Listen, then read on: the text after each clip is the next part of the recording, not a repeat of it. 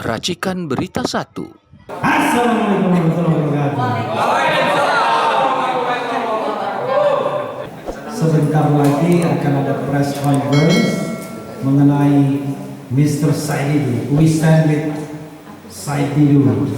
Jadi saudara sekalian, seperti berita-berita yang sudah berkembang dan dikonfirmasi sendiri atau disampaikan sendiri oleh Saididu bahwa pada tanggal 19 Agustus esok lusa beliau akan dipanggil Polres ya Pak, tidak salah, Polres Tangerang, Polres Tiga Raksa ya, untuk memeriksa biasa ya, undang-undang ITE, ada penyebaran kebencian berbasis sara dan lain sebagainya.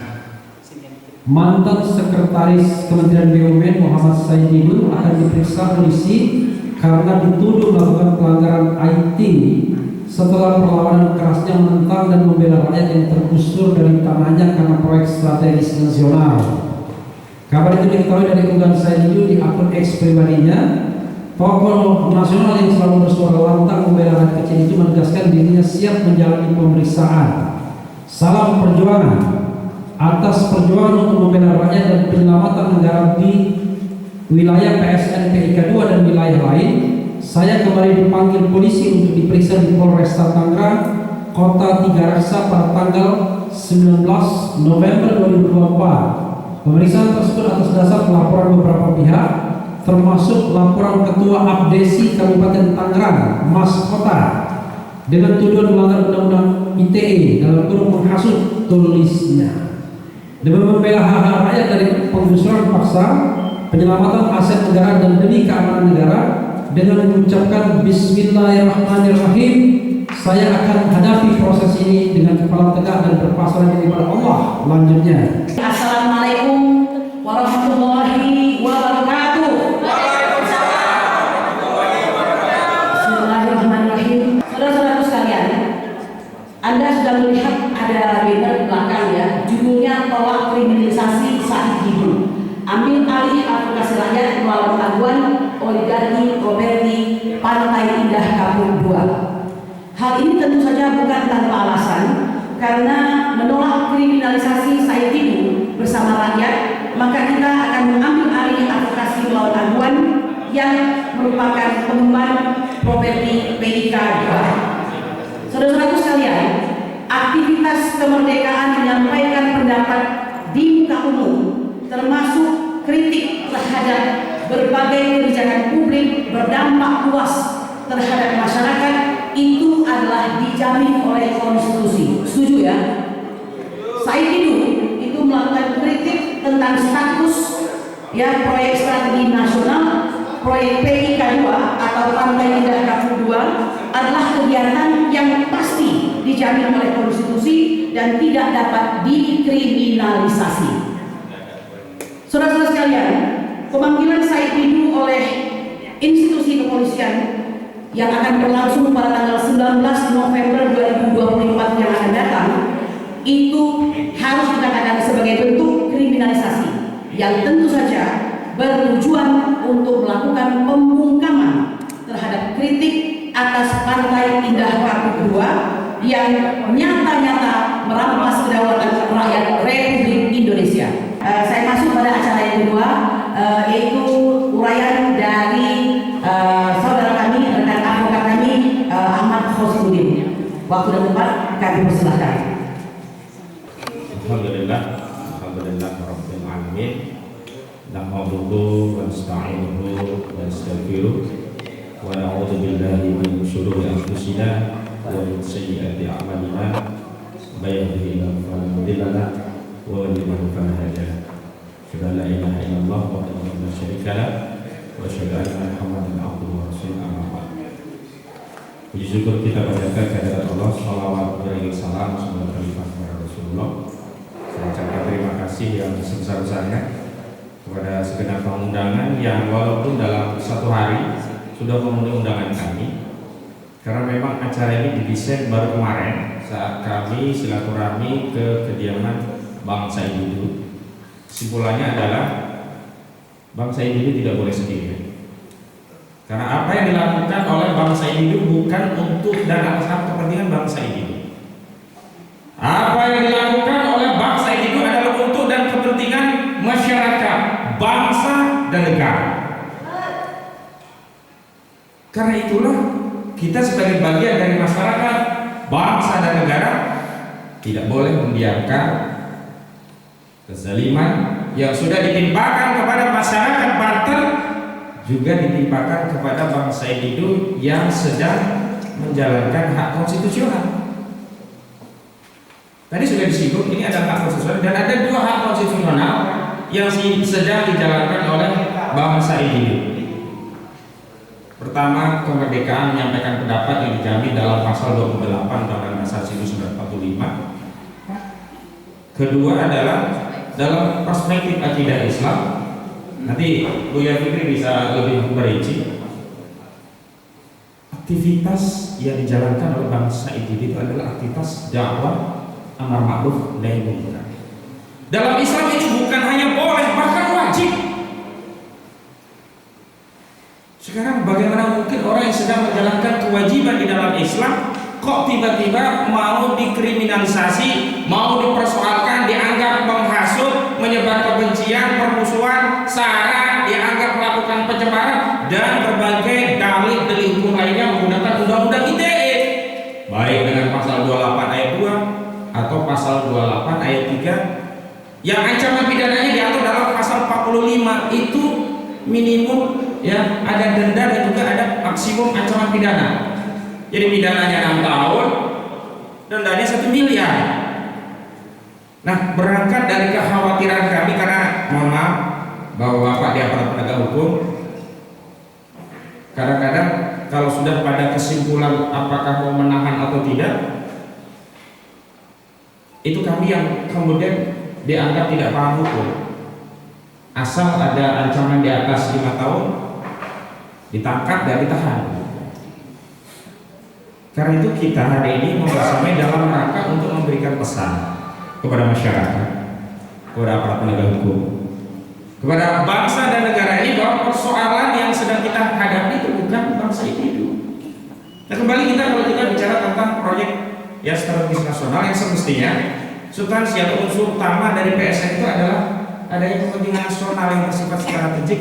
Apa itu kepentingan nasionalnya? Adalah untuk meningkatkan kesejahteraan masyarakat.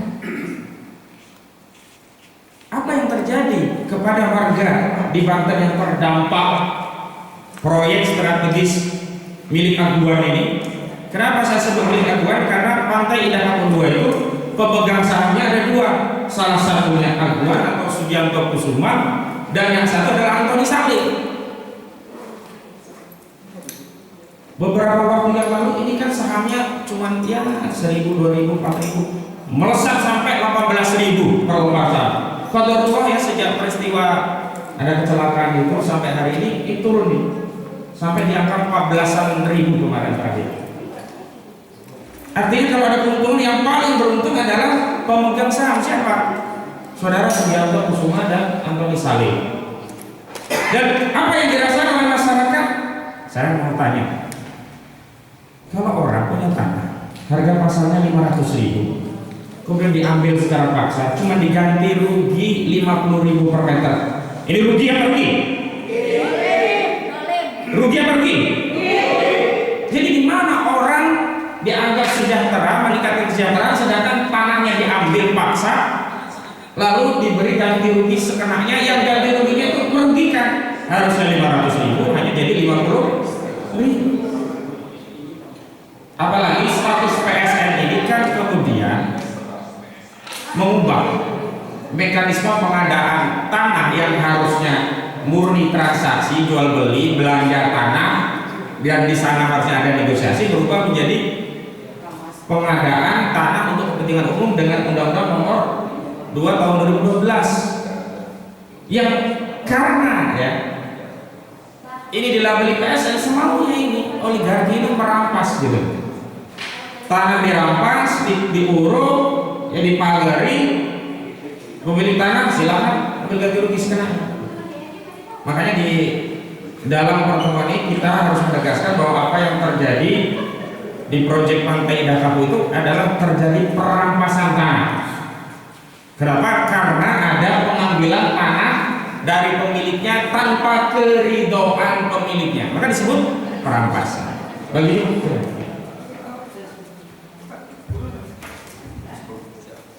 Selanjutnya saya ingin menegaskan bahwa selama ini kan kita diadu domba antara kita dengan bapak-bapak polisi, antara kita dengan sesama elemen masyarakat, antara kita dengan sesama aktivis gitu.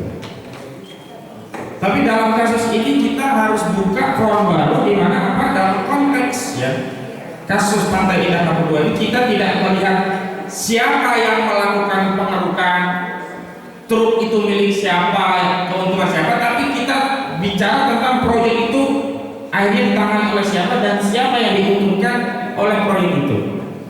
Makanya kemarin waktu dari Bang Said itu kita sepakat ini menuju mengarah kepada saudara Akuan Sugianto Kusuma, dia yang paling diuntungkan. Dan saya meyakini pelaporan dari abdesi itu bukan kepentingan si lurah ini gitu. Apa kepentingannya lurah? Harusnya lurah itu membela rakyatnya yang tanahnya diambil paksa, diganti rugi semaunya, bukan malah melindungi oligarki properti dengan membuat laporan kepada polisi yang sebenarnya tidak ada kaitannya dengan kepentingan si lurah tadi gitu, kepala desa tadi. Jadi saya terus terang, saya pribadi membuka forum baru terhadap saudara Akuan, karena sebenarnya akar dari masalah ini adalah saudara Akuan yang punya proyek itu. Dia yang paling diuntungkan, sementara kita diadu domba. Negara dirusak oleh saudara Akuan dengan proyek-proyek yang dia lakukan dengan meminjam kekuasaan negara untuk menguntungkan proyek dan bisnisnya. Makanya kemarin ketika ada somasi-somasi receh ya dari samping itu, saya nggak tangkap, urusan saya nggak sama receh-receh begitu. Urusan saya langsung dengan saudara Akuan. Dan dia juga punya urusan lain dengan saya di perkara yang lain begitu. Nah, selanjutnya saya ingin tegaskan begini, karena ini Bang Said Didu sudah diproses, maka kita mau menegaskan kepada publik, kepada rakyat, kepada bangsa dan negara, juga kepada penguasa. Mohon maaf, saya tegaskan, urusan ini bukan dengan Bang Said Didu lagi. Urusan kezaliman ini yang merampas hak tanah rakyat Muslim Banten ini adalah urusan kami, urusan seluruh rakyat, urusan segala bangsa dan negara Republik Indonesia. Tapi apalagi kami sebagai orang Muslim. Jadi yang terjadi di sana itu bukan sekedar perampasan tanah, tidak. Bahkan perampasan sejarah, perampasan spiritual, perampasan hak kita sebagai umat muslim untuk bisa menjalankan aktivitas ibadah kita. Coba bayangkan, kampung-kampung nanti hilang, gak ada surau, gak ada masjid, berubah menjadi perumahan elit. Pernahkah kita akan mendengar ada sholawatan di perumahan-perumahan yang elit itu? Atau setidaknya gemah azan, apalagi sholat berjamaah, apalagi maulidan di sana? Gak ada. Jadi esensinya ini juga memberangus syiar dakwah Islam yang kerugian ini tidak bisa ganti dengan natural uang dengan jumlah apapun, apalagi dengan kompensasi dalam bentuk lainnya. Tapi makanya saya menghimbau kepada para ulama, para alim, ini mohon maaf bukan urusan aktivis saja, bukan urusan seorang Muhammad Said Didu, tidak. Ini urusan kita umat Islam, ini mengganggu akidah kita. Makanya kemarin ketika ada berita Kompas yang menayangkan berita Akuan akan bangun satu masjid, saya langsung buat tulisan, itu hanya kamuflase. Kenapa? Potensi hilangnya masjid jauh lebih besar, syiar Islam jauh lebih besar ketimbang kamuflase satu masjid yang belum dibangun, baru akan. Saya juga ingin tegaskan dalam forum ini bahwa kita sebagai umat Islam punya tanggung jawab untuk membela Bang Said Didu. Karena sebenarnya beliau sedang menjalankan kewajiban Islam, yaitu ibadah dakwah di dalam Islam.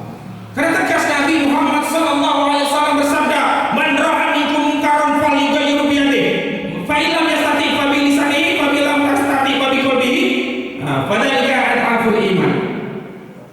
Jadi kalau kita nggak bisa kita ini lisannya ada tanggung jawab ini di akhirat. Apa yang mau kita sampaikan kepada Allah Subhanahu wa taala? Apa yang telah kau lakukan di tengah kezaliman? Padahal engkau memiliki ilmu, padahal engkau memiliki lisan, padahal engkau bisa melakukan tindakan yang bisa menghalangi atau bahkan menghentikan kezaliman itu. Tapi kenapa kamu diam? Kenapa kamu buka? Masya Allah. Ini bukan perkara sepele. Makanya kami sepakat mengambil alih advokasi terhadap kezaliman perampasan tanah di pantai Indah Kapau 2. Ini bukan lagi urusan seorang Said Didu, ini urusan rakyat, urusan umat, urusan kami semuanya. Maka saya titip pesan, hati-hati. Sekali lagi saya titip pesan, hati-hati. Jangan melakukan tindakan apapun kepada Bang Said Didu yang dapat memicu kemarahan umat Islam, dapat memicu ya tindakan-tindakan yang akan mengakibatkan bangsa ini jadi terbelah. Sudahlah, Bapak polisi, Bapak penegak hukum, sudah. Musuh kita itu korupsi.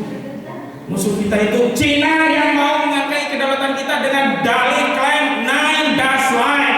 Padahal kita sudah punya kedaulatan berdasarkan UNCLOS, United Nations Covenant of Law of the Sea. Kenapa kita persoalkan Said Didu?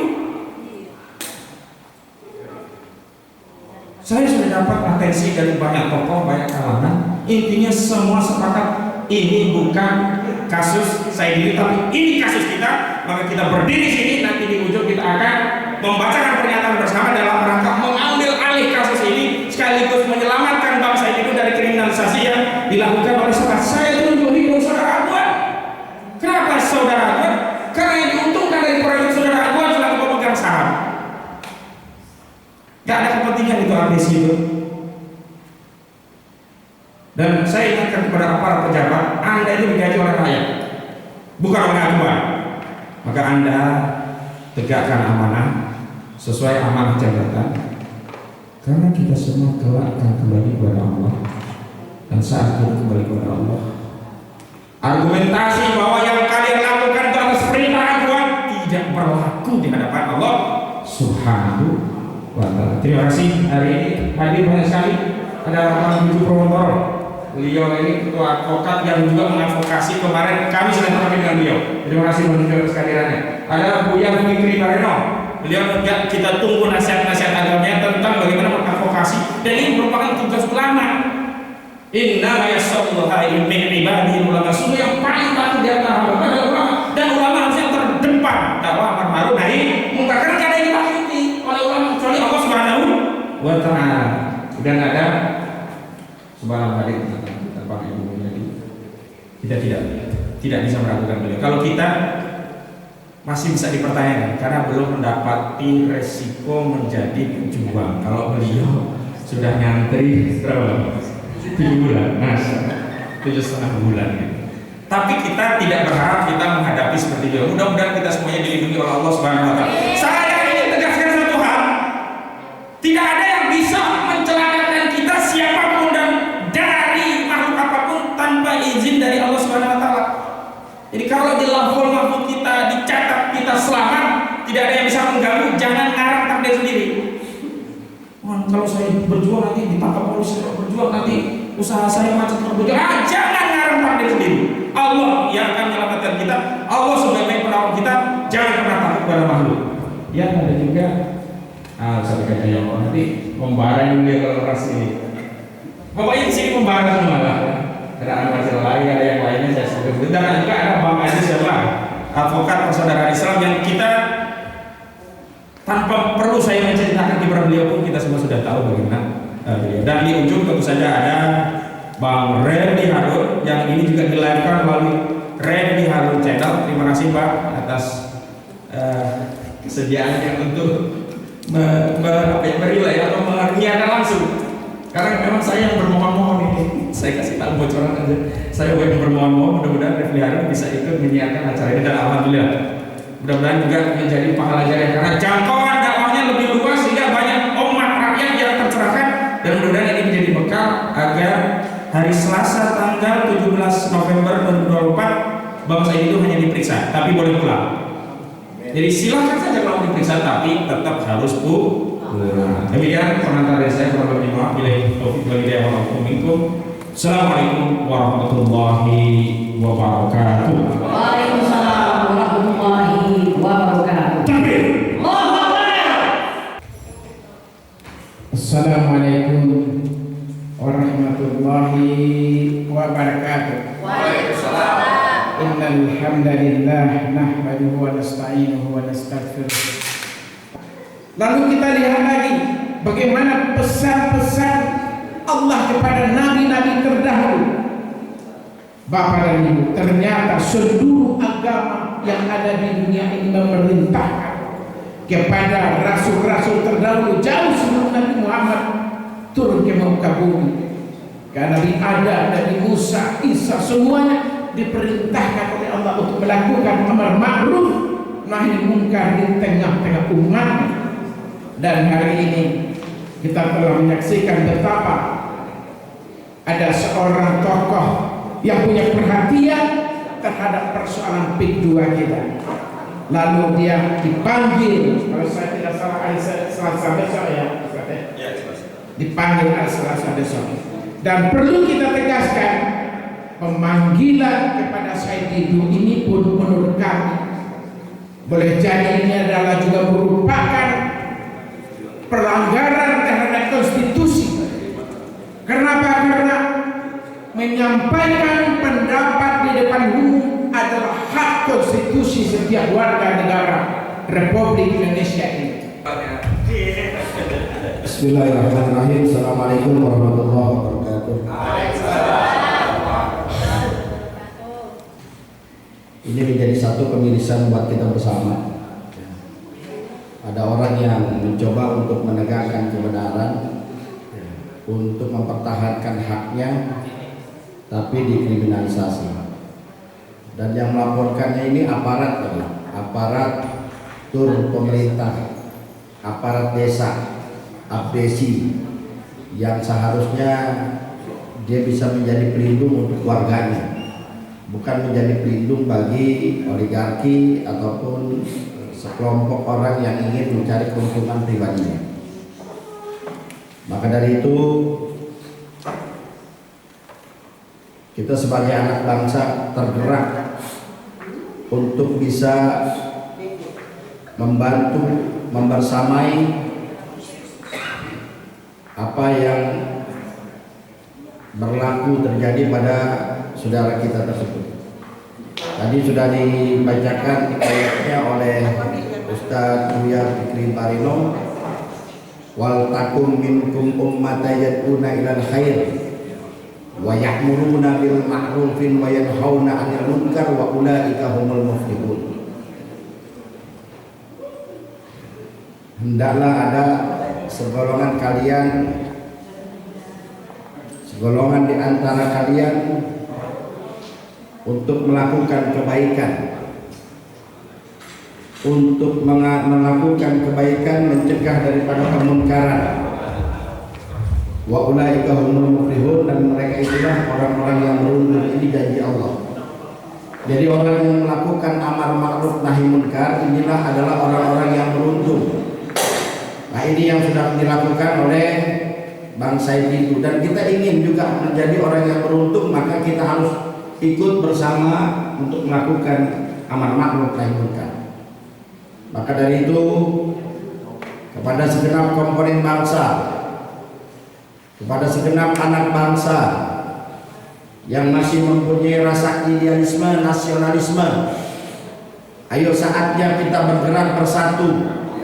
Kita melawan kezoliman-kezoliman yang ada di depan mata kita, ya, dengan rencana proyek strategis nasional tapi merugikan rakyatnya sendiri.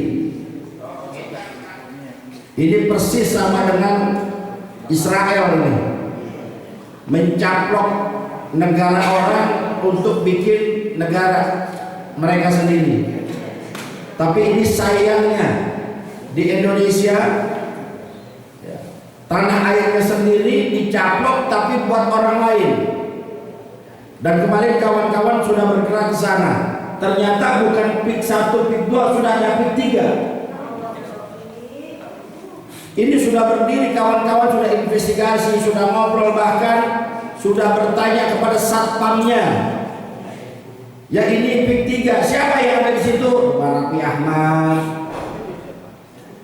Ya, nggak mungkin orang-orang Banten punya rumah di situ. Kenapa? Mewah-mewah. Ini digusur semua. Saya heran kalau ada dari Abdesi melaporkan, apa tugas Abdesi sebetulnya? Melindungi rakyatnya, melindungi warganya, atau melindungi segelintir oligarki? Kepada para pendekar Banten, ayo, ormas-ormas di Banten begitu banyak, mana rasa nasionalis Anda? Mana jiwa idealisme Anda? Apakah kalian membiarkan Banten dirampok, dijajah kembali? Tidak. Bertanya dalam diri kita, hai para pemuda-pemuda yang ada di sana, hai para jawara-jawara yang ada di sana, hai para aktivis-aktivis yang ada di sana, bersatu, bantu saudara Said Tidu yang akan berjuang mempertahankan haknya dan mempertahankan daripada rakyat Banten itu sendiri. Jangan cuma bisa diam saja. Hai para ulama, hai para kiai, hai para habaib, kobarkan semangat perjuangan ini untuk mempertahankan negara kesatuan Republik Indonesia. Jangan anteng-anteng dengan pilkada. Jangan kita mau dipecah belah dengan pilkada. Lihat kemaslahatan yang lebih besar. Negara ini sedang terancam. Negara ini akan dieksodus. Negara ini akan dikuasai oleh mereka yang tidak pernah berjuang untuk mengusir penjajah dari negara kita. Mereka asik menikmati kemerdekaan, mereka asik menikmati kekayaan Indonesia, sementara mereka tidak pernah berjuang untuk mengusir penjajah dari negara kita. Coba bayangkan bagaimana para tokoh-tokoh Banten, Pangeran Tirtayasa, Sultan Agung, mereka akan nangis ketika tanah-tanah leluhur mereka dirampok, dirampas oleh mereka yang ingin mempunyai kepentingan sendiri. Mana para pejuang-pejuang yang lainnya? Jangan sia, jangan diam dan berkuasa. Saatnya kita berjuang, saatnya kita bersatu. Hai Pak Prabowo yang saat ini Anda menjadi presiden, ayo lawan, jangan ada negara dalam negara. Kami beri kesempatan Anda 6 bulan untuk bisa menyelesaikan ini semua. Kalau tidak, jangan serahkan. Rakyat bergerak untuk melawan pemerintahan Anda sekarang. Kita nggak mau bugot, kita nggak mau memberontak, kita nggak mau menjelek-jelekan. Tapi ini yang terjadi pada anak bangsa, ini terjadi pada aktivis, ini terjadi pada orang yang mau menegakkan kebenaran dan keadilan, ini terjadi pada orang yang ingin mempertahankan hak-haknya. Saat ini bukan individu daripada Said Tidu, bukan, tapi ini udah kepentingan bangsa, ini udah kepentingan rakyat banyak. Maka negara harus hadir di tengah-tengah rakyat. Betul? Negara harus hadir. Jangan diamkan, jangan biarkan kami ini diadu domba antara rakyat dengan polisi, antara ulama dengan ulama. Baru rencana bikin masjid saja, baru rencana mau bikin masjid, tapi sementara berapa masjid yang sudah akan digusur, berapa banyak aktivitas pengajian yang sudah digusur, berapa banyak semangat spiritual yang sudah dimatikan dan dipadamkan. Saya tidak percaya ketika ada pembangunan 3 juta untuk penduduk, tidak ada makan siang gratis, pasti di situ ada imbalnya. Maka dari itu ayo bersatu. kuatkan ukhuwah, kuatkan persatuan. Sekali lagi kepada Presiden Prabowo, Anda harus hadir di tengah-tengah rakyat Anda. Anda harus hadir di tengah-tengah konflik yang mendera rakyat Anda. Bagaimana kemarin di Banten, bagaimana kemarin begitu banyaknya kawan-kawan kita yang saat ini sedang ditangkap, 22 orang sudah ditahan. Kami berharap ini menjadi perhatian kita semua. Kepada rakyat Banten, ayo bersatu. Saatnya kita mempertahankan hak-hak kita. Saatnya kita membela hak-hak kita. Saatnya Banten maju bersama untuk menegakkan, menjaga kedaulatan negara kesatuan Republik Indonesia. Wallahul muwaffiq ila aqwamit thoriq. Assalamualaikum warahmatullahi wabarakatuh. Assalamualaikum warahmatullahi wabarakatuh. Hari ini kita berkumpul bersama untuk menolak kriminalisasi Said Didu yang akan kita bela bersama dalam hal kritik terhadap negara, yaitu khususnya pada proyek strategis negara nasional, proyek PIK 2 yang sejak mendapatkan statusnya sebagai PSN kini berjalan semakin cepat, terutama dalam hal pembebasan lahan, dan terindikasi menggunakan fasilitas, kemudian pengadaan lahan untuk mengakuisisi lahan rakyat secara murah dan intimidatif. Nah, itulah yang dilakukan oleh Bang Said Didu, menyampaikan aspirasinya untuk membela negara kita ini agar para oligarki ini tidak semena-mena dalam menindas negara kita ini.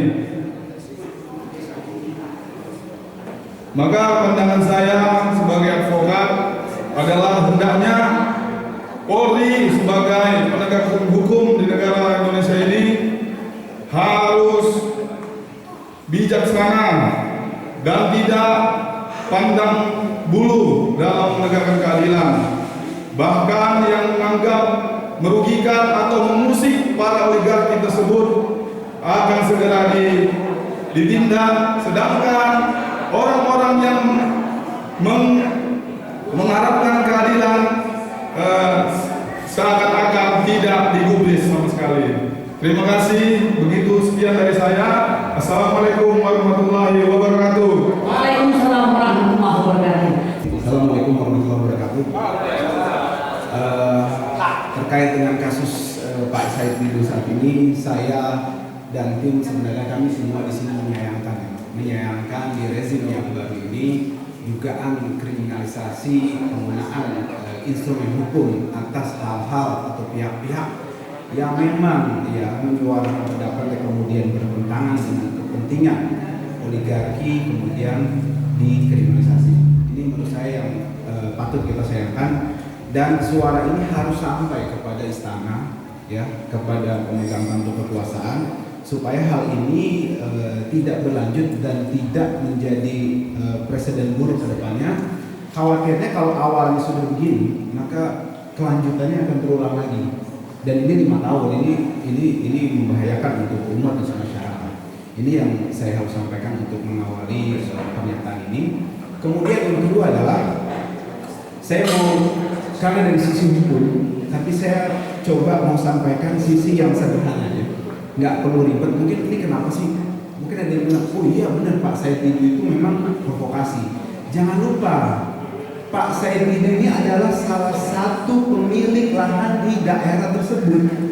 Jadi secara legal standing dia berhak untuk memprotes dugaan-dugaan penggunaan instrumen PSN, PSN yang PSN sendiri kita pertanyakan. Kenapa?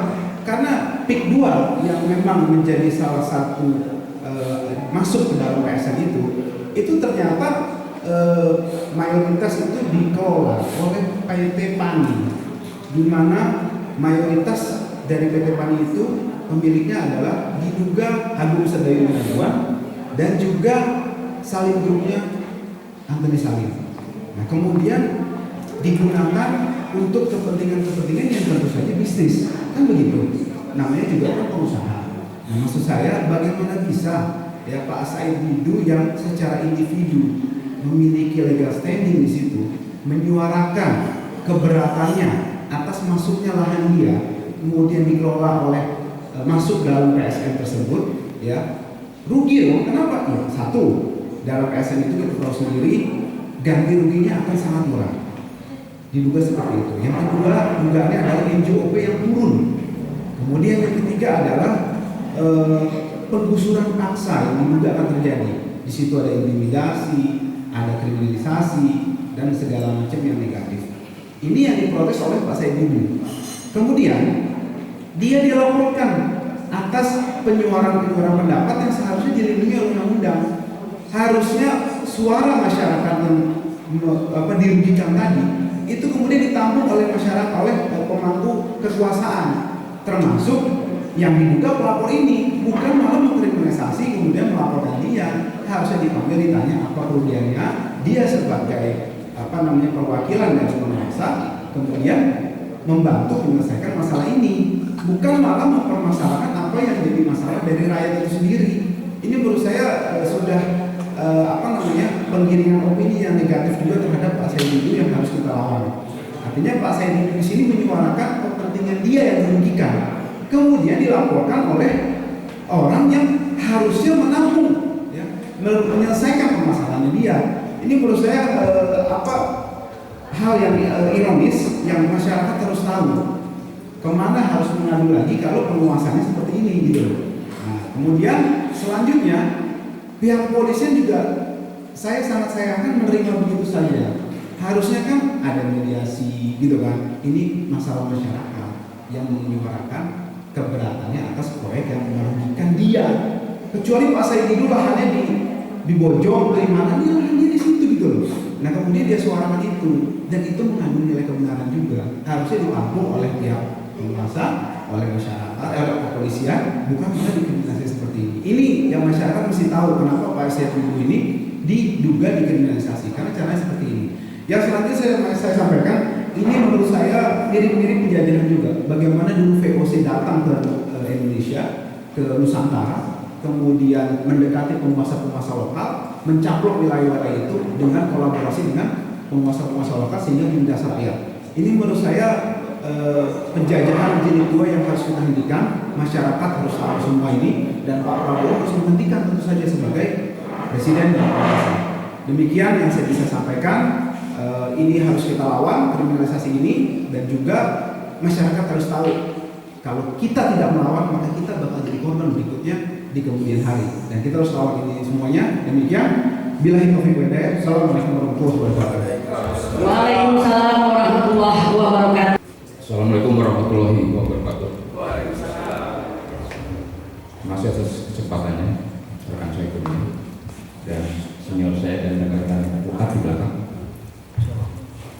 Jadi kalau menyoroti apa yang sedang berkembang dan berpolemik di masyarakat kita saat ini, yaitu tentang perampasan lahan di kedua itu saat ini, tentunya kita tidak bisa meninggalkan atau mengaitkan, tidak mengaitkan persoalan ini dengan persoalan di era Jokowi 10 tahun kemarin.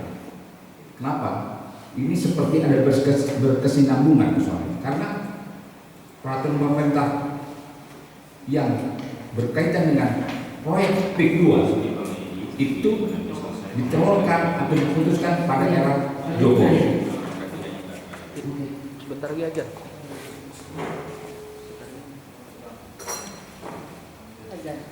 Jadi kalau saya bisa kutip ya, Permenko ini di tahun 2023 itu nomor 7 nomor 7 2023, dilanjutkan nomor 6 tahun 2024. Jadi kedua peraturan Menteri Koordinator Perekonomian ini ditelurkan pada era Joko Widodo.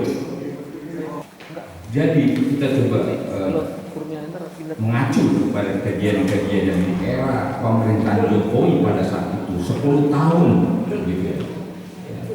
Itu kelihatannya penegakan hukum itu sangat pincang, di mana sasarannya atau objek penegakan hukum itu lebih disasar pada kaum oposisi, ulama, aktivis, gitu, kepada kaum oposisi. Dan ini kelihatannya di awal-awal pemerintahan Prabowo sudah kita akan berlanjut seperti ini.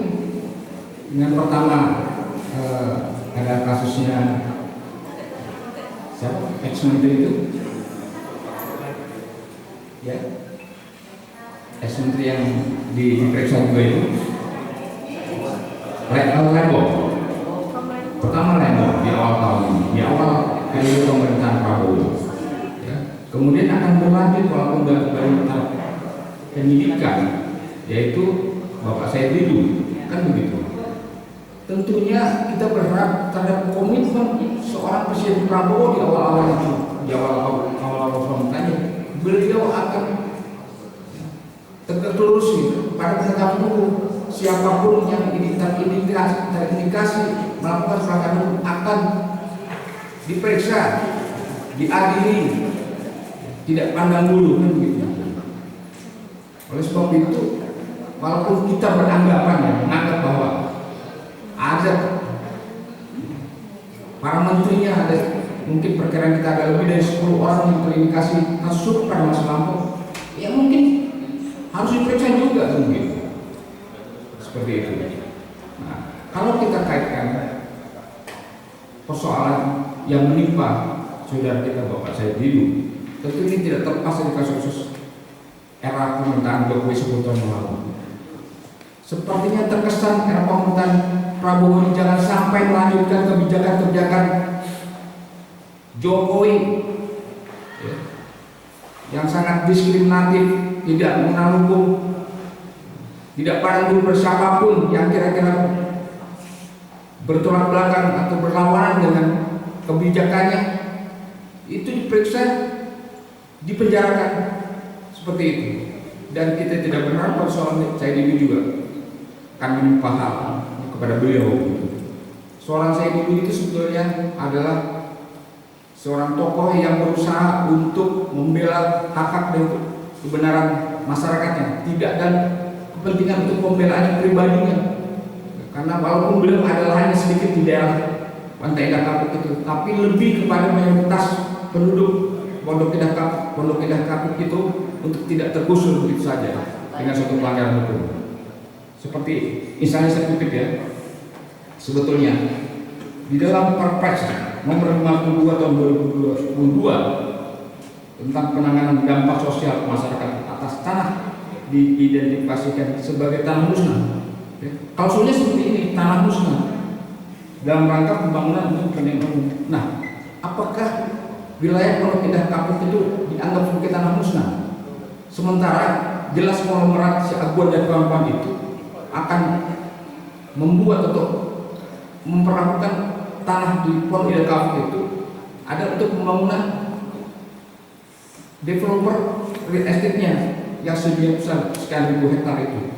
Jadi apa pengertian tanah musnah sini? Tidak jelas begitu ya. Sehingga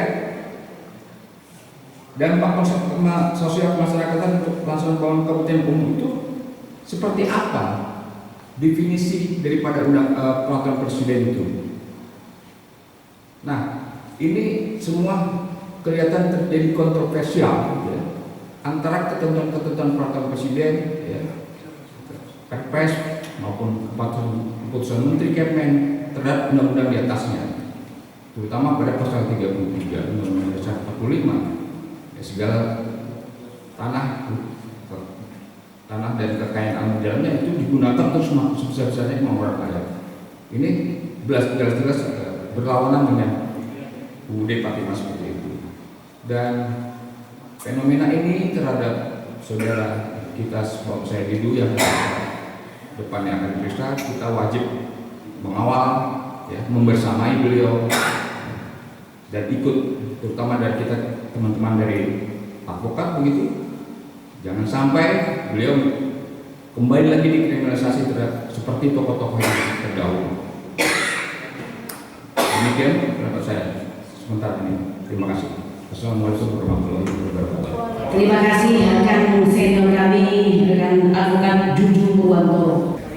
Bismillahirrahmanirrahim. Assalamualaikum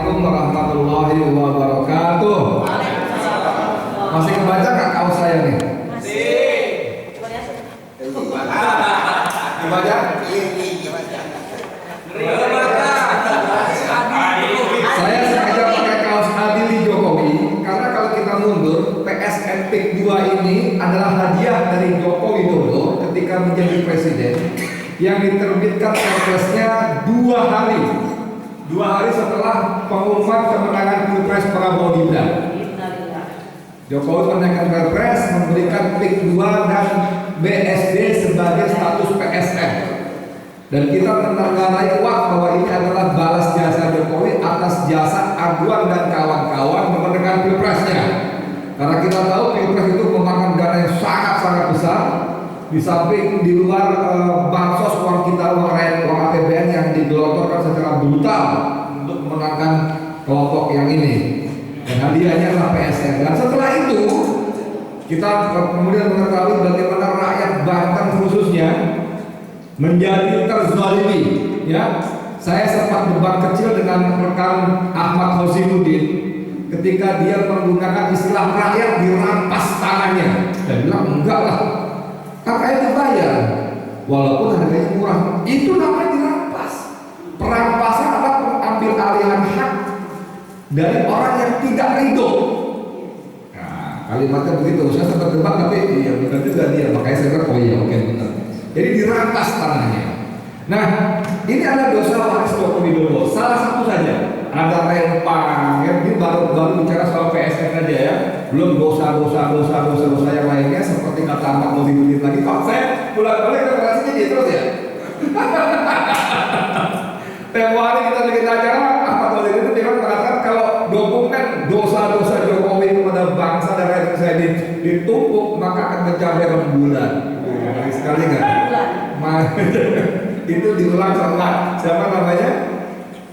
Dia pertama bilang langit, lalu mencoba dikoreksi oleh Profesor Muhammad Amin Rais sampai langit-langit. Bukan Prof, bukan, ini bukan langit-langit, ini sampai langit sampai rembulan. Dasar sekali manusia satu ini. Oke, sekarang kita balik ke soal saya itu.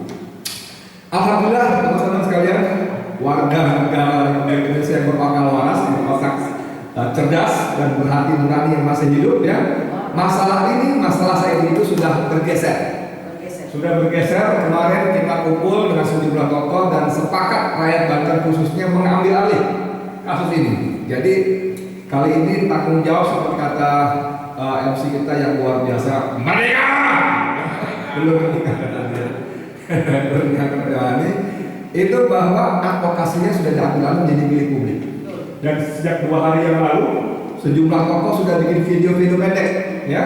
Ada Sagana Nenggolan, ada Napoleon Bonaparte, ada Habib Hussein, ada bahkan Din Samsudin, Mahfud MD, saya dan yang lainnya bikin intinya we stand with Said Didu. Karena kita tahu Said Didu yang selama 6 bulan lebih konsisten istiqomah berjuang membela hak-hak rakyat Banten yang dirampas dan terzalimi, tidak boleh berjuang sendirian. Tidak boleh kita biarkan sendirian. Kita harus dampingi, kita harus bela. Dan itu alhamdulillah terus semakin bergulir. Makanya mohon maaf kalau saya istilahkan Aguan kali ini salah memilih lawan. Ya, salah memilih lawan karena saya itu memang punya track record dalam hal perlawanan. Ya, dulu ketika Mekarta ada gejala-gejala seperti ini juga bunyinya kencang dan alhamdulillah dengan izin Allah Mekarta gagal total makan. Ya, kemudian ketika Rempang rame-ramenya saya tiba-tiba ada di sana. Saya ngomong-ngomong, nggak ada saya gitu kan ya. Dia keliling pakai mobil bak terbuka, ketemu dengan warga segala macam memberikan advokasi. Dan hari ini di Banten juga begitu. Ada sebagian orang mengatakan kepada saya bahwa terang aja saya hidup kencang kan tanahnya salah 10 hektar. Makanya itu suara kencang. Saya bilang kalau tanah dia 10 hektar di sana kenapa? Nggak boleh suara kencang. Dia membela hak dia. Kalaupun ngomong soal 10 hektar tanah dia, itu boleh banget, sangat boleh. Maka Islam menyebut bahwa orang yang mati karena mempertahankan hak rakyat dari orang-orang yang zalim, insya Allah mati syahid. Apalagi saya itu memang bukan bicara soal 10 hektar tanah dia. Bukan rahasia lagi bahwa mereka menerima putusan merayu saya Didu untuk memberikan uang kepada dia sebanyak 150 miliar rupiah untuk membayar tanahnya 10 hektar. Itu artinya setiap meter persegi dibayar 100,5 juta rupiah. Padahal kita tahu mereka membayar tanah hanya Rp50.000, ada 40, ada 30.000. Jadi tanah Said itu dibayar 30 kali lipat lebih mahal dengan syarat dia berhenti bunyi gitu. Dan ternyata Said itu tidak menolak, tidak tawar itu, tapi marah besar. Dia marah besar kepada orang utusan itu. Dia bilang, sini handphonenya, saya rekam, sampaikan pesan ini, wahai aguan, rekaman itu ya, wahai aguan, kalau kamu bayar tanah rakyat minimal 1 juta per meter, maka tanah saya ambil gratis, nggak usah dibayar. Jadi kepada orang-orang yang nyinyir, yang hatinya dengki, yang kurang piknik, dengar ini baik-baik. Saya itu tidak berjuang untuk dirinya sendiri, ya. Bahkan dia merelakan tanahnya 10 hektar ambil oleh pengembang asal rakyat dibayar tanahnya 1 juta per meter minimal. Nah, teman-teman sekalian, penonton semua channel, semua channel banyak banget ya. Jadi kita memang tidak boleh membiarkan seorang Said itu berjuang sendirian, ya. Alhamdulillah ini semakin bagus. Tanggal 19 November besok, insya Allah Selasa jam 11 Said itu akan kembali diperiksa di Polresta Tiga Raksa, Tangerang. Dan seperti yang sudah-sudah, karena kasusnya sudah naik dari penyelidikan ke penyidikan, tidak selalu sih, tapi yang sudah-sudah, maka si terperiksa akan menjadi tersangka dan akan langsung ditahan. Mudah-mudahan tidak benar, ya. Tapi dugaan seperti itu, makanya kita beri dukungan, pendampingan. Bukan kita akan demo ya. Selasa 19 Oktober jam 10 kita datang ke sana sama-sama mendampingi Said itu. Kita bukan berdemo, kita mendampingi Said itu, kita berikan dukungan penuh bahwa ini perjuangan seluruh rakyat semesta, ya. Bukan perjuangan Said itu saja, tapi perjuangan seluruh rakyat semesta. Dan kita juga sudah tidak tedeng alih lagi. Kemarin hari Sabtu kemarin sudah ada kesepakatan bahwa 19 November dideklarasikan sebagai hari perlawanan rakyat terhadap aguan. Kok aguan? Iya, kita tak ngomong oligarki lagi, kita ngomong aguan. Karena aguan adalah sekarang presentasi oligarki yang dengan kekayaannya dan hartanya sangat berlimpah, dia bisa merasa bisa melakukan apa saja, ya, termasuk membeli aparat desa, aparat keamanan yang seragamnya ini, seragam itu, semuanya dia merasa bisa beli. Belum lagi pejabat ini, pejabat itu, dia merasa bisa beli. Tapi dia lupa bahwa ada rakyat Indonesia yang masih berakal waras, yang masih punya semangat jihad dan yakin dengan firman Allah yang dikutip oleh Buya Fikri Barini tadi, a'udzubillahi minasyaitonirrajim, kuntum khairu ummah. Engkau adalah umat yang terbaik, hujjat linnas yang diterima bagi manusia, ta'muruna bil ma'ruf wa tanhauna 'anil munkar wa tu'minuna billah. Jadi menjadi umat yang terbaik menurut Allah itu bukan karena kita kaya raya, bukan karena ganteng, cantik, punya ilmu pengetahuan hebat dalam macam, bukan, tapi karena kita ta'muruna bil ma'ruf, kita melakukan, menyeru kepada kebaikan, dan yang paling utama mencegah permukaan. Dan itu semua didasari oleh iman kepada Allah, bukan ingin disebut hebat, berani, pahlawan dan sebagainya. Assalamualaikum warahmatullahi wabarakatuh. Waalaikumsalam. Bung Refli Harun dan teman-teman pejuang semua, insya Allah kita semua mengejar amal untuk bangsa kita, untuk rakyat kita. Saya sangat bertegun membaca judul ini, bahwa masyarakat mengambil alih perjuangan yang selama ini kita gelorakan untuk mengambil alih kedaulatan dan ekonomi yang selama ini dikuasai oleh oligarki yang berpusat di pantai utara pantai utara Jakarta. Saya pikir kita semua ini sebenarnya adalah orang-orang yang ingin menjalankan apa yang diinginkan Prabowo. Prabowo dalam bukunya itu Paradoks Indonesia, dia ingin berjuang agar ekonomi itu dikembalikan dari oligarki kepada rakyat. politik kedaulatan harus diambil alih dari oligarki kepada rakyat. Saya pikir kejadian hari ini itu bukan kejadian yang tidak di dalam tuntunan Allah Subhanahu wa taala, karena oligarki yang kita lawan ini sekarang sedang berjuang untuk memenangkan calon-calonnya, calon gubernur, calon bupati, calon wali kota. Mereka sedang berjuang untuk itu.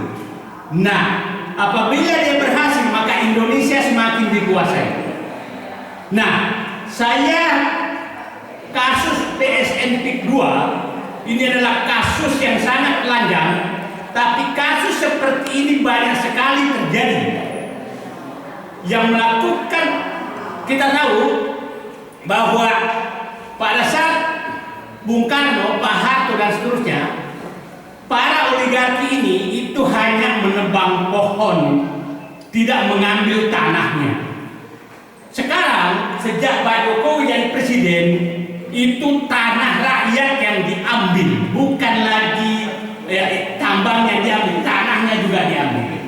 Bahkan tanah dekat Jakarta pun diusirin rakyat PSN PIK 2. Jadi saya hanya menyatakan pada kesempatan ini kepada pihak-pihak berwenang, tidak ada gunanya menekan Said Didu lagi, karena agenda ini sudah diambil oleh seluruh rakyat Indonesia untuk memperjuangkan hak mereka. Allahu Akbar. Allahu Akbar. Saya berharap masyarakat Rempang, masyarakat rakyat di Medan, rakyat di Makassar, rakyat di Surabaya, rakyat di kota-kota besar, bersatulah kita melawan oligarki untuk mengambil tanah-tanah bapak dan ibu semua. Allahu Akbar.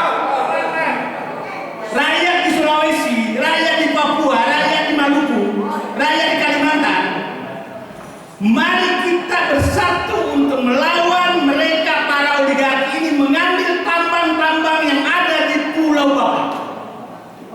Karena yang melakukan itu adalah mereka-mereka yang bergabung di dalam orang-orang yang sama yang melakukan hal yang sama di PSN PIK 2. Jadi perjuangan ini bukanlah perjuangan Said Didu. Saya bukan siapa-siapa. Saya hanya membuka bahwa ada pihak yang menguasai negeri ini, yang bebas, seakan-akan bebas menggusur rakyat dimanapun dia mau, dan menjadikan pemerintah dan aparat sebagai bonekanya. Itu sebenarnya intinya. Dan boneka yang betul-betul dipelihara hampir 10 tahun ini adalah Joko Widodo. Joko Widodo lah yang memberikan karpet merah kepada mereka lewat Undang-Undang Cipta Kerja, lewat PSN. Dialah yang memberikan karpet merah kepada oligarki untuk menguasai ekonomi, menguasai politik, dan menggusur rakyat dimanapun dia mau. Jadi pada seluruh rakyat Indonesia, hari ini saya datang ke tempat ini, saya menyatakan kepada penguasa Muhammad Said Didu menyerahkan agenda perjuangan ini dan berterima kasih kepada seluruh rakyat Indonesia bahwa agenda perjuangan menyelamatkan bangsa Indonesia ini Bapak dan Ibu sudah ambil alih. Tapi kita tetap bersama, mudah-mudahan setelah ini kita berhasil untuk menghentikan arogansi para oligarki ini, dan mereka dan para boneka-bonekanya juga makin menyadari. Kita berharap Presiden Prabowo segera bertindak untuk menyelamatkan bangsa ini. Kita tahu bahwa tambang, hutan, tanah, sawah, laut, semua sudah diambil mereka. Hari ini saya menangis. Saya mengingat teman perjuangan saya, Dr. Rizal Ramli, Dr. Faisal Basri, Lius Sukarisma, saya tidak tahu. Mudah-mudahan saya masih dikasih umur yang panjang. Saudaraku semua yang sedang berjuang, selamat beristirahat di sisinya, dan insya Allah kami akan menyusul. Tapi saya bermohon pada Allah, panggillah kami semua menghadapmu setelah kami berhasil mengambil kembali kedaulatan rakyat ekonomi dari para oligarki yang merampok negeri ini. Terima kasih. Assalamualaikum warahmatullahi wabarakatuh. Silakan kita sambut Maijen Sunarko.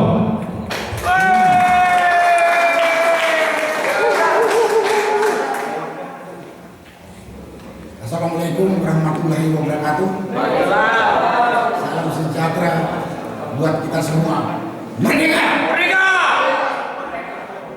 Terima kasih saya Daulat untuk berbicara. Kita lihat background di belakang ini. Tolak kriminalisasi Muhammad Saidilu. Itu betul. Kita tahu selama ini Bapak Muhammad Saidilu telah membuka mata kita secara terang benderang adanya penindasan rakyat miskin yang cuma beberapa puluh kilometer dari pusat pemerintahan Indonesia, yaitu di Tangerang dan Serang. Itu penindasan. Jadi pada kesempatan ini saya sebagai bagian dari rakyat Indonesia dan teman-teman semua menyampaikan terima kasih kepada Pak Muhammad Saidilu yang telah membuka mata kita bahwa terjadi penindasan, terjadi ketidakadilan yang dilakukan oleh pengembang atau oligarki dengan memanfaatkan pemerintah. Jadi kita tolak yang namanya kriminalisasi terhadap pemanggilan Bapak Muhammad Saidilu. Tapi biarkan proses ini berjalan dan kita ikuti. Selama Bapak Saidilu dipanggil kepolisian untuk memberikan keterangan seperti yang diminta, kita ikuti, kita ambil alih pekerjaan atau misi yang selama ini dijalankan oleh Bapak Muhammad Saidilu. Kita ambil alih. Dan kita sudah dengar, kita sudah tahu bahwa isu ini sudah berkembang dari tadi cuma ada di sekitar Jakarta, sudah menjadi isu publik dari Sabang sampai Merauke. Karena selama ini pencaplokan paksa tanah rakyat banyak terjadi di luar atau jauh dari Jakarta. Kita tahu dulu ada kasus Pulau Komodo, rakyatnya digusur ke pantai, katanya itu daerah turis, di Rempang. Sekarang juga di Kalimantan ada tanah raya yang dicaplok oleh perusahaan perkebunan besar dan lain-lain banyak. Di Sulawesi, di Halmahera juga banyak. Tidak tahunya kita di depan mata kita juga terjadi yang sama biadabnya dan sama biadabnya. Dan pada kesempatan ini juga saya meminta kepada aparat pemerintah atau aparat negara. Aparat negara itu ada pemerintah dari pusat sampai desa, TNI, Polri, dan ya kementerian terkait. Saya mohon kepada bapak-bapak yang berada di aparat pemerintah ini, jangan mau diperalat oleh oligarki rakus. Karena yang ditindas adalah saudara-saudaramu sendiri. Kamu punya dapat duit recehan, tapi saudaramu menderita. Saya tidak perlu lagi sebut bagaimana penderitaan rakyat di Tangerang, Serang itu. Rakyat itu kehilangan tempat tinggal, kehilangan mata pencarian, dan lain-lain. Dan jumlah yang dibuang, yang diuntungkan oleh pengembang. Kita berbicara sesuai dengan hati nurani kita sebagai manusia beragama, tapi juga kita ini mendukung program pemerintah yang kemarin sudah disampaikan oleh Bapak Presiden Prabowo. Jangan ada pembangunan perumahan yang eksklusif, jangan ada pemindahan kepada rakyat miskin, jangan ada negara dalam negara. Jadi kita ini juga sedang di samping menjalankan hati nurani dan masalah kemanusiaan, juga kita sesuai dengan program yang disampaikan oleh pemerintah. Makasih. Karena itulah kepada saudara-saudara, teman-teman semua, kita mari awasi prosesnya Bapak Said Didu di kepolisian dan kita ambil alih. Mudah-mudahan Bapak Muhammad Said Didu segera selesai bergabung dengan kita, bersama-sama menuntut keadilan terhadap rakyat yang terzalim ini.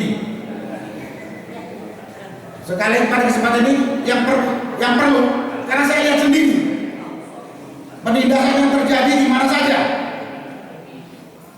baik di luar Jawa ini maupun di Tangerang itu, oligarki ini memanfaatkan aparat negara,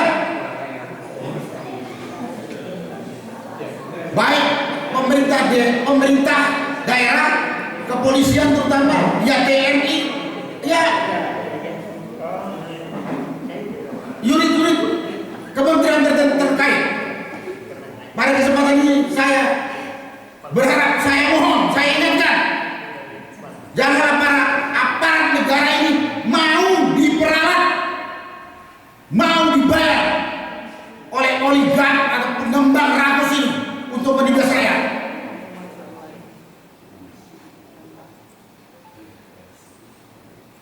Karena saya waktu ke lokasi, rakyat itu berbicara takut. Karena habis berbicara kepada saya Didu, besok dipanggil ke kepolisian, bahkan ada yang ditahan. Sama juga dengan saya Didu ini,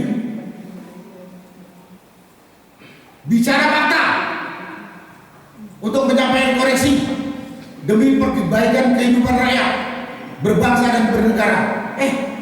Ada yang mengkriminalisasi, melaporkan. Yang lebih parah lagi, Pak, kepala desa setempat yang rakyatnya sudah dijolimi melaporkan bahwa saya dianggap mengganggu. Terbalik kondisi kehidupan berbangsa dan bernegara kita saat ini. Mudah-mudahan setelah ini kita bisa membalikkan pada kondisi yang seharusnya seperti yang telah diatur dan direncanakan demi pembangunan bangsa dan negara.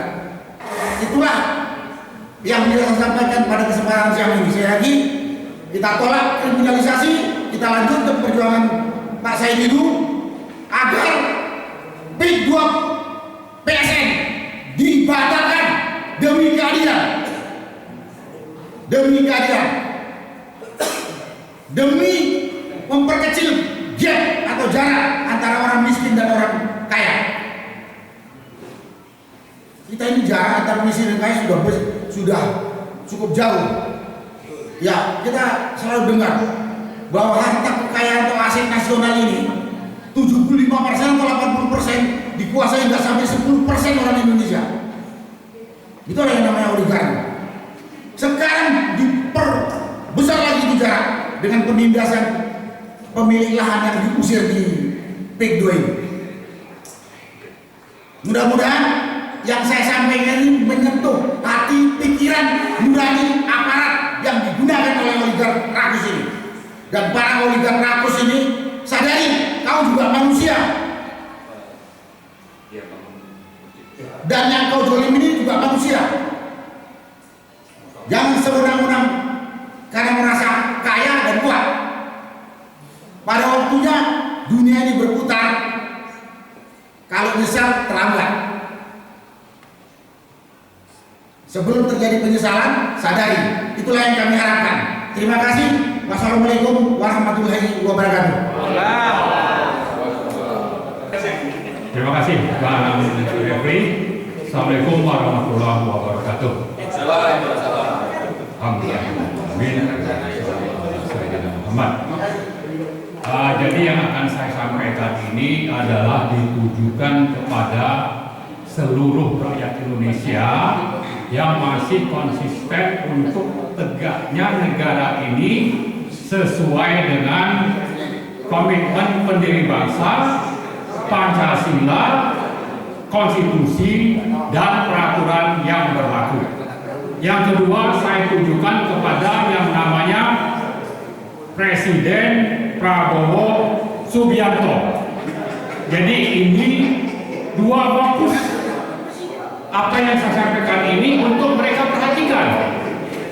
Kenapa begitu? Karena ini urusan kita, bahwa kita bernegara itu punya kesepakatan untuk patuh kepada Pancasila, konstitusi, prinsip-prinsip moral, dan peraturan yang berlaku. Untuk itu negara diselenggarakan dengan ada 3 cabang kekuasaan. Nah, ternyata melalui proyek PIK 2 semua kesepakatan itu sudah dilanggar. Oleh siapa? Oleh rezim oligarki yang salah satu penguasanya saat itu adalah Joko Widodo. Kemudian pengusahanya adalah Aguan. Yang di belakang Aguan ini saya yakin banyak konglomerat-konglomerat lain yang terlibat. Apa yang dilakukan? Nah, hal kedua yang kita perlu catat adalah semua rujukan kita bernegara itu sudah dilanggar. Manusia, rakyat Indonesia di Banten, terutama di 9 kecamatan yang tanahnya dikuasai secara biadab melalui penindasan-penindasan, itu sudah berlangsung sejak bulan April yang lalu sampai sekarang, dan negara tidak hadir di sana. Kalau kita bicara negara mulai dari tingkat paling bawah sampai ke tingkat paling atas, artinya ada lurah di sana, ada camat, ada bupati, ada yang namanya gubernur, menteri-menteri, sampai kepada Presiden Joko Widodo. Waktu itu sudah tidak hadir. Jadi maka saya menyerukan adanya pembangkangan sipil atau pembangkangan publik, ya, supaya bahwa memang negara sudah tidak ada, sementara kejahatan begitu masif dilakukan, rakyat ditindas, bahkan puluhan yang sudah meninggal terlindas oleh truk-truk pengangkut tanah, memburu lahan untuk proyek kedua. Itu sudah menjadi berita masa lalu yang tidak ada proses hukumnya. Itu salah satu contoh. Nah, karena itu mari kita membangun bagaimana supaya ini dihentikan. Makanya tadi saya sebutkan ini untuk diperhatikan oleh rakyat seluruh Indonesia dan juga Presiden Prabowo Subianto. Nah, hal yang ketiga yang ingin saya sampaikan adalah bahwa kita merencanakan untuk mendampingi Bapak Dr. Muhammad Said Didu. Kemana? Ke Polres, bahwa beliau nanti di Tiga Raksa, ya, Tangerang. Hari Selasa tanggal 19 November beliau itu sudah dipanggil untuk hadir karena melakukan pelanggaran hukum atas pengaduan dari siapa? Asosiasi Lurah, ya. Lurah ini sudah diperkelat oleh siapa? Oleh yang namanya oligarki. Nah, karena itu kita perlu dampingi. Kenapa? Karena kita sudah tidak berharap kepada wakil-wakil rakyat, kepada aparat penegak hukum yang mestinya menegakkan hukum. Makanya tadi saya sebutkan, rakyat harus mendampingi karena negara sudah tidak hadir. Maka karena itu saya menghimbau semua kita ini untuk datang berbondong-bondong mendampingi Pak Said Didu di Polres Tiga Raksa tanggal 19 November pukul 10.30 sampai selesai. Itu hal yang ketiga. Hal yang keempat, bahwa kita ingatkan kepada rezim, sisa-sisa Jokowi itu masih sangat kental dalam pemerintahan Prabowo. Kita ingatkan, boleh mereka menangkap, memenjarakan Pak Said Didu. Silakanlah lakukan itu dengan wewenang yang mereka miliki. tapi harap dicatat bahwa ini sudah menjadi isu nasional. Ya, ribuan atau malah ratusan ribu pengganti Said Didu akan hadir. Untuk apa? Untuk menegakkan hukum Pancasila, konstitusi di negara ini. Silakan tangkap Pak Said, tapi rakyat, ribuan rakyat, ratusan ribu rakyat kita siap tak komando? Siap? Oke, jadi itu hal gampang yang ingin saya sampaikan, bahwa kita ingatkan kepada rezim, silakan Anda tangkap Pak Said, tapi mengganti Pak Said itu akan sangat banyak untuk meneruskan perjuangan ini. Nah, yang terakhir yang ingin saya sampaikan adalah bahwa kita tidak mau punya presiden yang hanya omong-omong katanya tidak ingin ada negara dalam negara. Tapi kenapa tadi saya menyampaikan perlunya pembangkangan sipil, pembangkangan publik? Kan negara sudah tidak adil. Nah, sekarang kita punya presiden baru yang mungkin umurnya baru 1,5 bulan. Ini negara dalam negara yang harus diaktifkan, dan itu sudah menjadi komitmen Pak Prabowo. Tinggal buktikan saja Anda apakah presiden yang memang sesuai perkataan dengan perbuatan, atau presiden hipokrit bilang mau menegakkan negara yang sebenarnya, menghilangkan negara dalam negara, tapi kelakuan oligarki itu Anda biarkan. Saya kira ini tidak benar. Maka karena itu, di samping mengingatkan Pak Prabowo bahwa negara ini harus tegak berdaulat sesuai Pancasila dan konstitusi, tapi juga buktikanlah itu bahwa Anda tidak sekedar omong-omong. Dan kalau itu Anda lakukan, maka rakyat akan berdiri kukuh dan berbondong-bondong untuk mendukung Anda. Kalau Anda hipokrit, maka tunggulah waktunya bahwa Anda juga akan berakhir. Rakyat akan melawan Anda. Saya kira Banten Proyek 2 merupakan titik awal dari pembangkangan sipil dan titik awal revolusi perlawanan rakyat kepada rezim yang sudah sangat dikuasai oleh oligarki. Terakhir sekali, kita ingatkan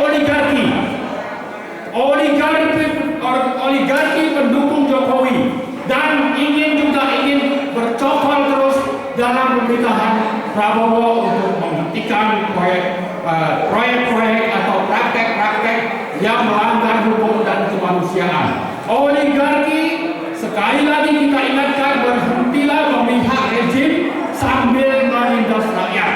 Kita punya catatan siapa saja oligarki ini, dan kita siap melakukan aksi-aksi bagaimana supaya rakyat melawan oligarki usaha hitam yang selama ini mendukung Joko Widodo, dan mereka kita ingatkan untuk berhenti. Kalau tidak, juga akan berhadapan dengan rakyat Indonesia.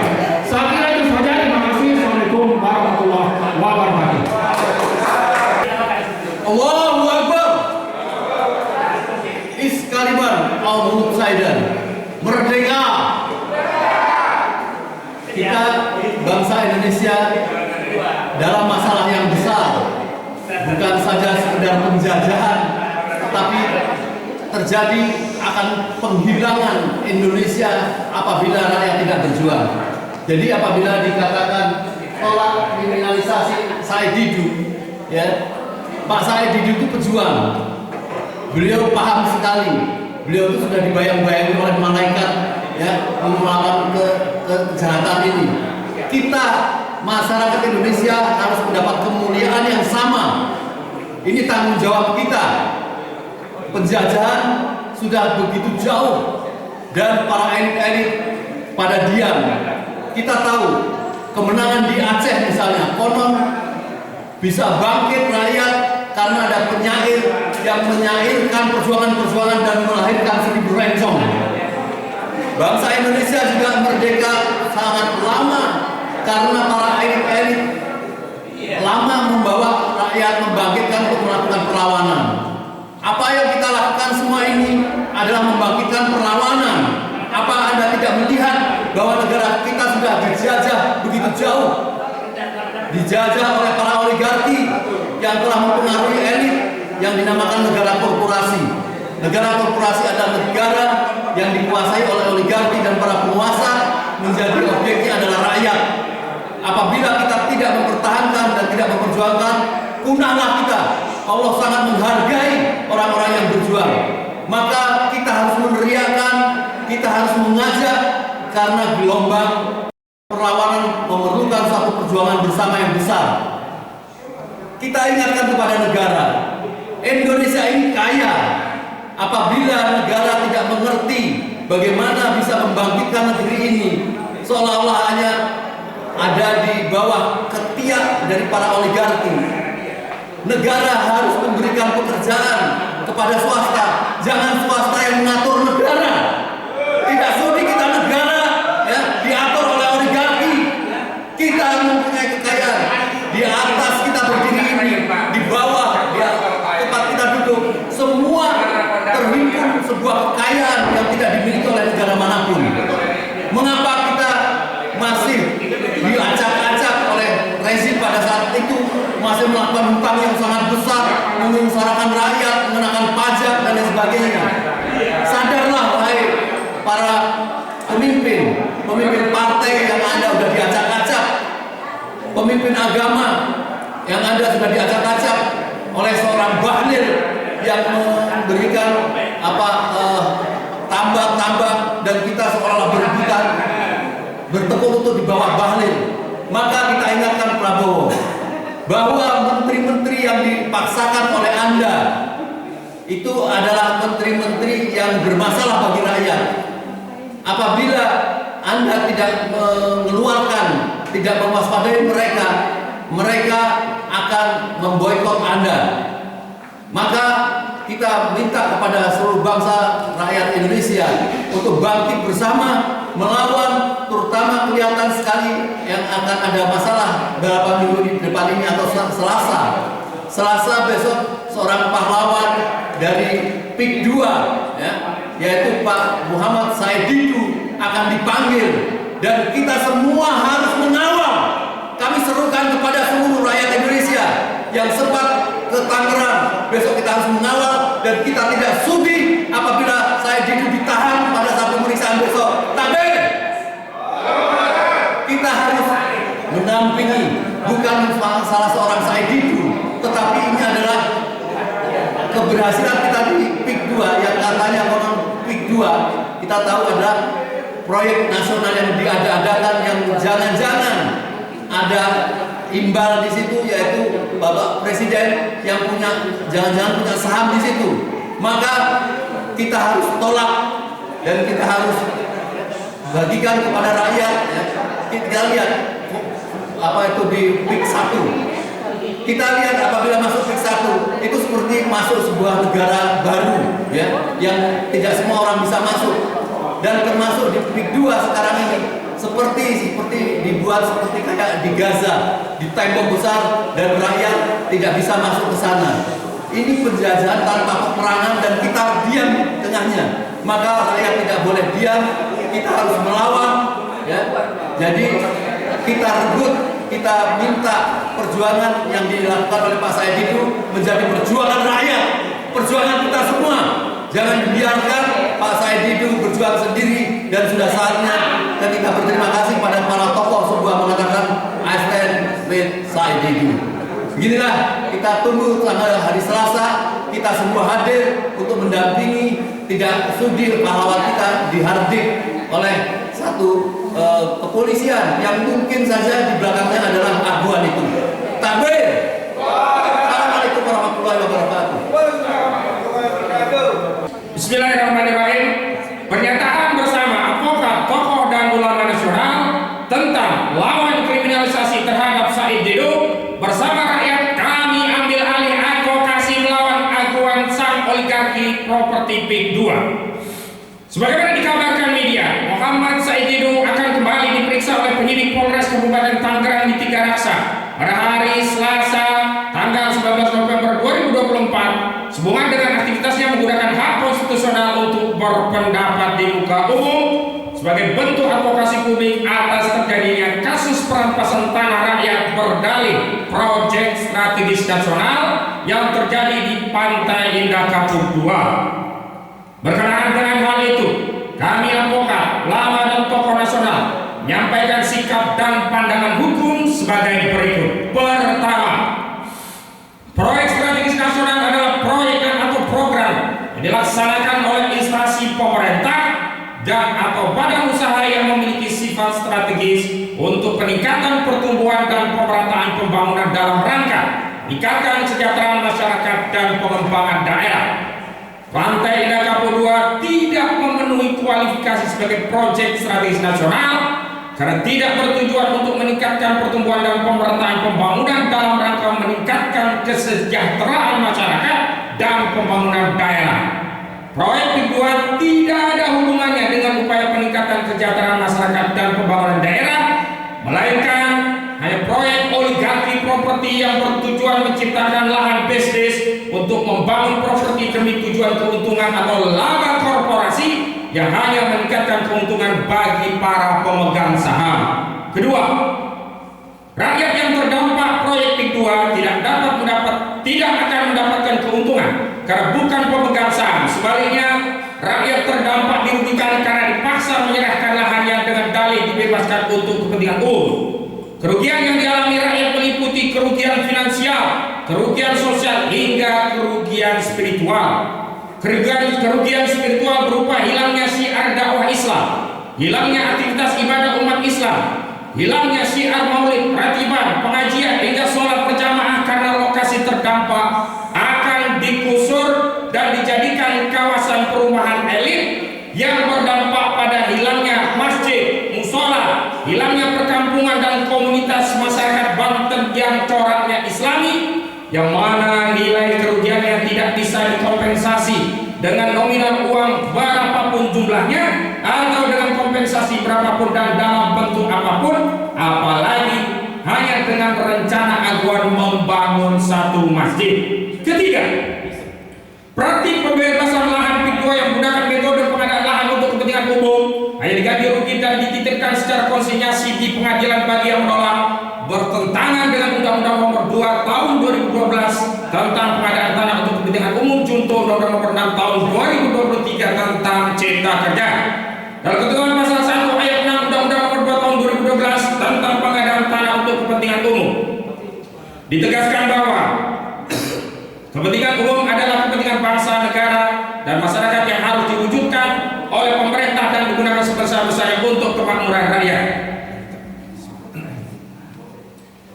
Sementara itu, proyek PIK II bukanlah proyek untuk kepentingan umum, karena bukan untuk kepentingan bangsa, negara, dan masyarakat yang harus diwujudkan oleh pemerintah dan digunakan sebesar-besarnya untuk kemakmuran rakyat, melainkan hanya untuk kepentingan korporasi properti, untuk tujuan sebesar-besarnya kemakmuran dan kekayaan oligarki properti, aguan, dan konco-konconya. Alhasil, proyek PIK II tidak boleh dilabeli PSN.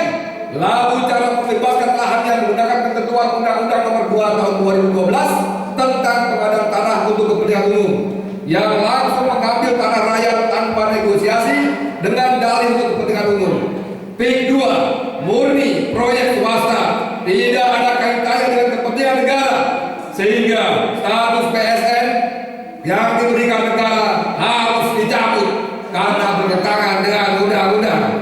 Ketiga, kerugian yang dialami negara berupa munculnya entitas negara dalam negara berupa kawasan perumahan eksklusif dan berkurangnya potensi pendapatan negara dari sektor PPH dan BPHTB dalam peralihan atas tanah karena dampak status PSN proyek PIK II adalah salah satu pelanggaran hukum yang terkategori korupsi dengan menyalahgunakan wewenang atau melakukan perbuatan melawan hukum yang menguntungkan diri sendiri, orang lain, atau korporasi yang dapat menimbulkan kerugian keuangan negara, sehingga wajib diproses secara hukum oleh institusi berwenang dengan ketentuan-ketentuan dan atau pasal 2 atau pasal 3 Undang-Undang Nomor 31 tahun 1999 junto Undang-Undang Nomor 20 tahun 2001 tentang tindak pidana korupsi.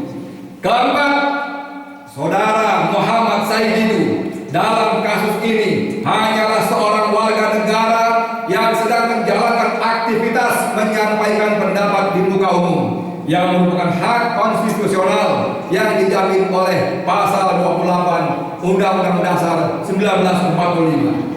Kelima, Saudara Said Muhammad Said Didu dalam perspektif akidah Islam sedang menjalankan ibadah sesuai keyakinan agama Islam berupa aktivitas ibadah dalam bentuk dakwah amar ma'ruf nahi munkar yang juga merupakan hak konstitusional yang diatur dalam pasal 29 Undang-Undang Dasar 1945. Keenam, karena itu dengan dalih dan alasan apapun Saudara Muhammad Said Didu tidak dapat dipersoalkan secara hukum karena sedang menjalankan hak konstitusional yang dijamin oleh konstitusi negara, sehingga segala tindakan yang mempersoalkan aktivitas berpendapat dan menjalankan kewajiban dakwah amar ma'ruf nahi munkar dapat dikategorikan sebagai tindakan kriminalisasi.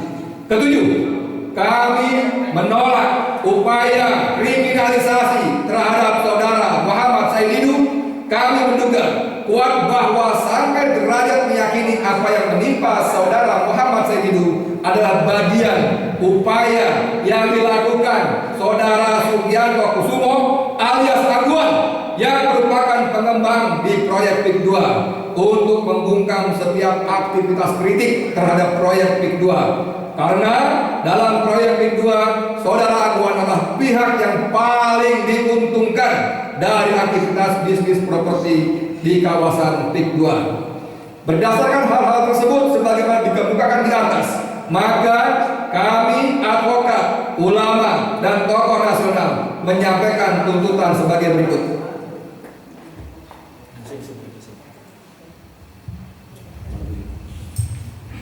Pak Nako.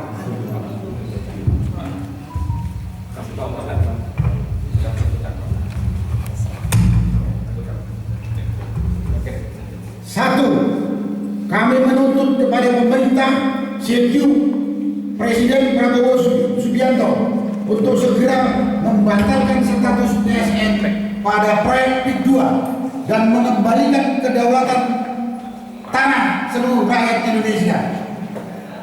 Dua, kami menuntut kepada KPK dan Kejaksaan Agung untuk melakukan penyelidikan dan penyidikan pada proyek PIK 2 atas adanya dugaan korupsi dengan menyalahgunakan wewenang atau melakukan perbuatan melawan hukum yang menguntungkan diri sendiri, orang lain atau korporasi yang dapat menimbulkan kerugian keuangan negara sebagaimana dimaksud dalam pasal 2 dan atau pasal 3 Undang-Undang Nomor 31 Tahun 1999 junto Undang-Undang Nomor 20 Tahun 2001 tentang tindak pidana korupsi tipikor.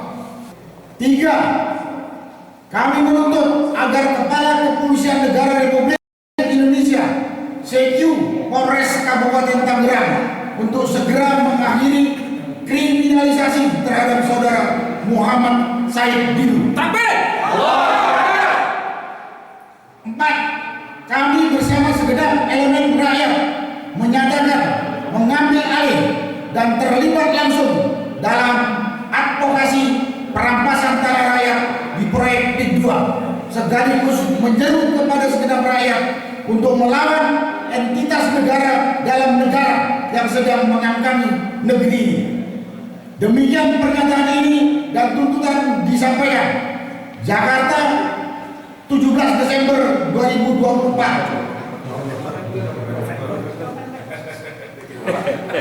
Jakarta 17 November 2024. Takbir!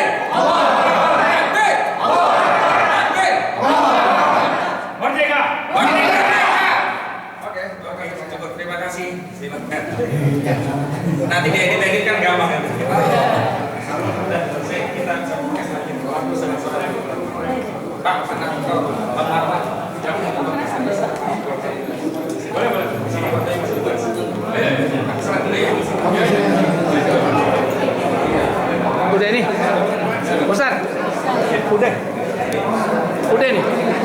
deh. Hah? Oh, kok ada mulu? Ada mulu.